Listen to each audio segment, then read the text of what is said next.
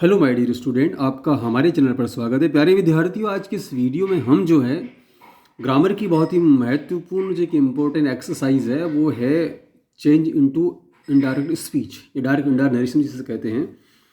इसकी हम एक्सरसाइज करेंगे, बहुत ही अच्छी एक्सरसाइज है। आइए हम इसको शुरू करते हैं। सबसे पहले मैं आपको बताता चलूँ कि ये पहला वाला जो एक्सरसाइज है वो है the doctor said to the lady.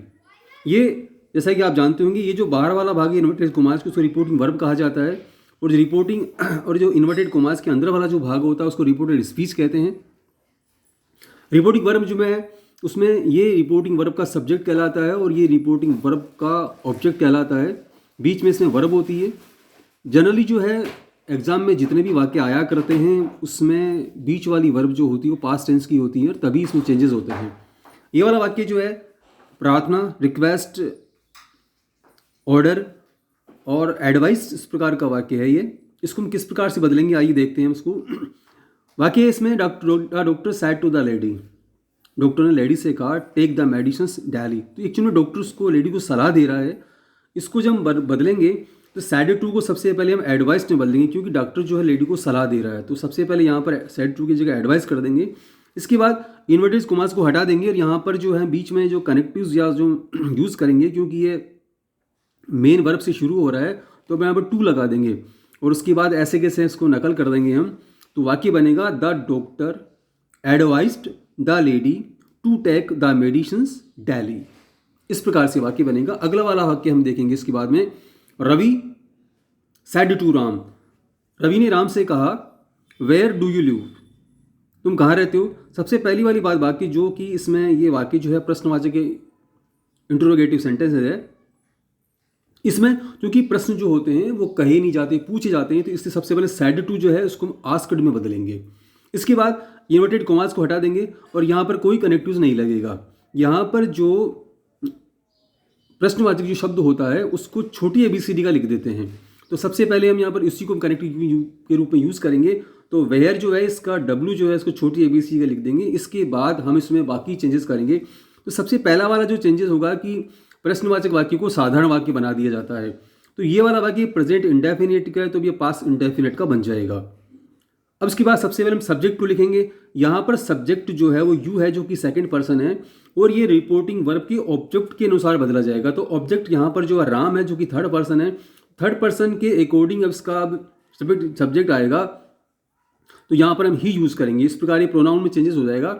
उसके बाद हम इसकी वर्ब को बदलेंगे। चूंकि ये प्रेजेंट इंडेफिनिट है तो इसका पास्ट इंडेफिनिट में परिवर्तन हो जाएगा, तो लिव की ल्यूड बन जाएगी। इस प्रकार से हमारा जो अब उत्तर होगा वो होगा Ravi asked Ram where he lived. मैं उम्मीद करता हूँ आपको समझ में आया होगा। अगला वाला वाक्य देखें, आप और अच्छे से समझ पाएंगे। Akash said to the book seller, Akash ने बुक सेलर से कहा please provide me some new books, कृपया मुझे कुछ नई पुस्तकें उपलब्ध करवाइए। तो सबसे पहला वाला वाक्य तो ये हम वाक्य का डिसाइडेशन करेंगे कि वाक्य किस प्रकार का रिक्वेस्ट वाला वाक्य है। तो इसलिए सबसे पहले सैड टू को जो हम बदलेंगे वो हम बदलेंगे रिक्वेस्टेड में। तो हम रिपोर्टिंग वर्ब अब हमारी जो होगी आकाश रिक्वेस्टेड द बुक सेलर। उसके बाद वाक्य जो है चूंकि प्लीज़ तो यहाँ पर रिक्वेस्ट करने के लिए आया है, लेकिन एक्चुअली ये मैन वर्ब से स्टार्ट हो रहा है तो सबसे पहले यहाँ पर हम टू लगाएंगे, टू। उसके बाद प्रोवाइड, इसका मी जो है ये फिर हम प्रोनाउन में चेंजेस करेंगे। मी जो है फर्स्ट पर्सन है तो ये रिपोर्टिंग वर्ब के सब्जेक्ट के अनुसार बदला जाएगा। यहाँ पर सब्जेक्ट जो है जो कि आकाश है तो यहाँ पर ही मी जो है अब हिम में चेंजेस हो जाएगा। उसके बाद सम न्यू बुक्स, इसको हम ऐसे कैसे लिख देंगे। हमारा जो उत्तर होगा Akash requested the book seller to provide him some new books. Dear student, अगला वाला वाक्य और देखिए, आपको और अच्छे से समझ में आएगा। रीमा सैड टू अमर, रीमा ने अमर से कहा have you seen my diary, क्या तुमने मेरी डायरी देखी। तो सबसे पहला वाला बात जो हम इसमें हमको जो देखनी है वो ये देखनी कि वाक्य किस प्रकार का। तो ये प्रश्नवाचक वाक्य है, लेकिन ये वाक्य जो है सहायक क्रिया से शुरू हो रहा है। सबसे पहले चूंकि प्रश्नवाचक तो है तो इसकी सैड टू जो वर्ब है उसको हम आस्क्ड में बदलेंगे। उसके बाद हम अपने कनेक्टिव जो यहाँ पर इफ़ यूज़ करेंगे। कोई भी वाक्य अगर प्रश्नवाचक हो और अगर वो सहायक क्रिया से शुरू होता है तो उसमें इफ़ या वेदर यूज़ किया जाता है, इसलिए हम यहाँ पर इफ़ लिखेंगे। इसके बाद हम चूंकि इसको अब प्रश्नवाचक की जगह साधारण वाक्य बनाएंगे तो सबसे पहले हम पहले टेंस का डिसाइडेशन करें। यहाँ पर हैव यू सीन है तो ये प्रेजेंट परफेक्ट टेंस है जो कि पास्ट परफेक्ट टेंस में बदला जाएगा। अब आप इसकी सब्जेक्ट देखिए, सब्जेक्ट यहाँ पर यू है जो कि सेकंड पर्सन है, जो कि रिपोर्टिंग वर्ब के ऑब्जेक्ट के अनुसार बदला जाएगा। ऑब्जेक्ट यहाँ पर अमर है जो कि थर्ड पर्सन और सिंगुलर है, इसलिए हम यहाँ पर रिपोर्टिंग स्पीच में जो है ही जो कि थर्ड पर्सन है और सिंगुलर इसके ही लिखेंगे। इसके बाद ये प्रेजेंट परफेक्ट है तो इसको पास्ट परफेक्ट में बदलेंगे। पास्ट परफेक्ट के लिए हम हैड जो है हेल्पिंग वर्ब लगाएंगे और वर्ब की थर्ड फॉर्म आएगी तो ये हैड सीन हो जाएगा। हर डायरी, माई डायरी जो है इसको भी हम सब्जेक्ट के अनुसार बदलेंगे, तो इसलिए यहाँ पर रीमा है तो रीमा के अकॉर्डिंग जो यहाँ पर हाई डायरी आ जाएगा। इसका जो उत्तर होगा वो होगा Reema asked Amar if he had seen her diary. ये इसका इनडायरेक्ट स्पीच बनेगा।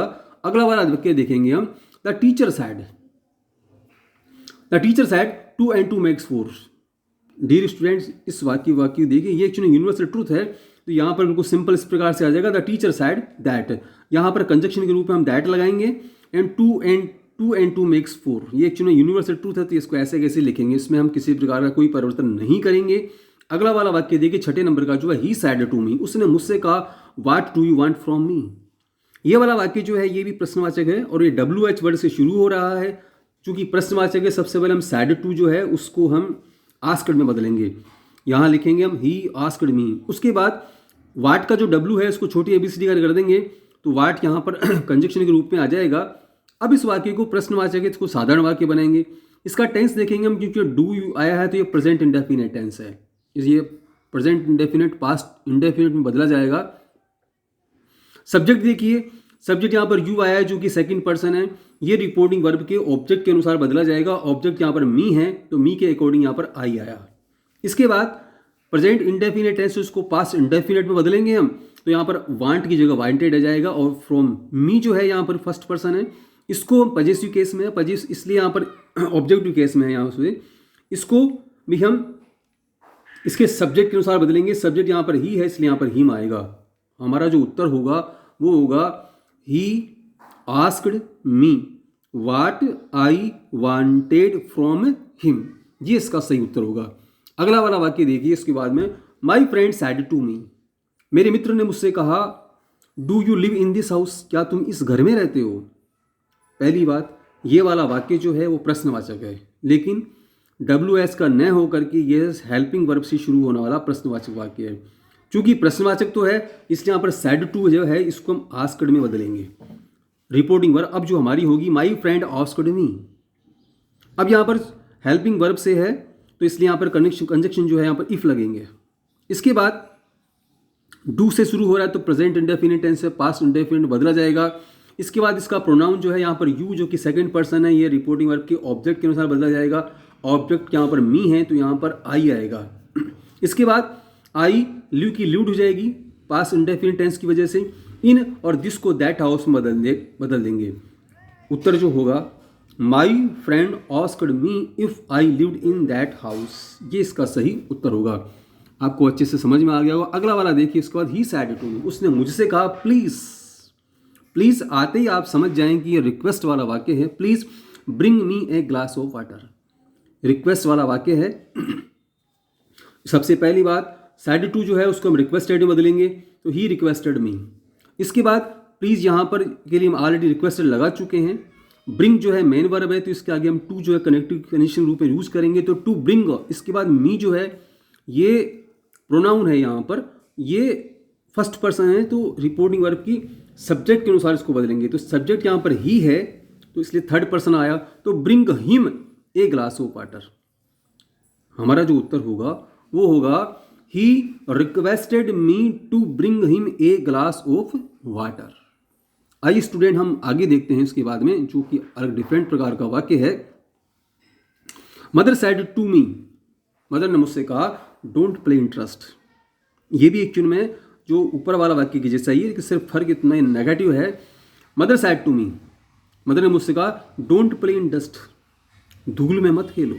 इसमें नेगेटिव सेंटेंस, सबसे पहले यहाँ पर मदर यहाँ पर फोरबेड आएगा, यहाँ पर मना करने के लिए जो है मदर फोरबेड मी। उसके बाद चूंकि ये मेन वर्ब से स्टार्ट हो रहे हैं यहाँ पर टू लगा देंगे, टू प्ले इन डस्ट। ये इसका आ जाएगा, बिल्कुल सिंपल सा वाक्य है ये। अगला वाला और आखिरी वाला सेंटेंस देखेंगे। डियर स्टूडेंट, हम श्री सेड टू योगिता, श्री ने योगिता से कहा why you do disturb him, तुम उसको डिस्टर्ब क्यों कर रही हो। तो प्रश्नवाचक है, इसलिए यहाँ पर सेड टू जो है उसको आस्क्ड में बदल देंगे। आप पहले वाक्य देख चुके हैं हम। इसके बाद WH वर्ड जो है इसको छोटी ABCD का लिखेंगे, यही इसका कंजक्शन के रूप में आ जाएगा। इसके बाद प्रश्नवाचक वाक्य को सिंपल वाक्य बनाएंगे हम। टेंस जो है डू है तो ये प्रेजेंट इंडेफिनिट टेंस है, इसको पास्ट इंडेफिनिट में बदला जाएगा। और यू जो है वो सेकंड पर्सन है, जो कि रिपोर्टिंग वर्ब के ऑब्जेक्ट है, उसके अनुसार बदला जाएगा। योगिता यहाँ पर है तो यहाँ पर यू की जगह सी आएगा। इसके बाद प्रेजेंट इंडेफिनिट टेंस है जो कि पास्ट इंडेफिनिट में बदलेंगे तो डिस्टर्ब की जगह डिस्टर्ब्ड हो जाएगा। और हिम में कोई चेंज नहीं होगा, ऐसे कैसे रख देंगे इसको।